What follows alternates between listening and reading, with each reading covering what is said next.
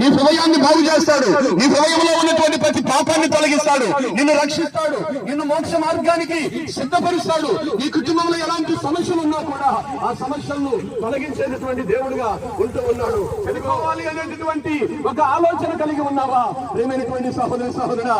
ఇదిగో నా యేసయ్య చెప్పేటటువంటి మాట ఏంటంటే, ఇదిగో నీ కొరకు నేను మరణించాను, నీవు మరణించవలసినటువంటి అవసరం లేదు. నా దగ్గరికి వచ్చినట్లయితే నీ ప్రతి సమస్యను తొలగిస్తాను, పాపం వలన వచ్చేటటువంటి ప్రతి బాధను తొలగిస్తాను, ప్రతి రోగాన్ని తొలగిస్తాను. ఆయన రక్తం ఇచ్చాడు, నువ్వు ఎంత పాపివైనా సరే ఆయన క్షమించి నిన్ను రక్షిస్తున్నాడు. మనము కన్ను మూసి కన్ను తెరిచేసరికి తప్పకుండా నిత్య రాజ్యంలో ఉండబోతున్నాం, మోక్ష రాజ్యంలో ఉండబోతూ ఉన్నాం. ఇది శాశ్వతము కానీ లోకము ప్రేమైనటువంటి సహోదరి సహోదరా, ఇదిగో ఎప్పుడు ఈ యొక్క దేహం మాయమైపోతుందో, ఎప్పుడు ఈ ప్రాణం మాయమైపోతుందో తెలియదు. సంపాదించిన శాంతి ఉన్నదా?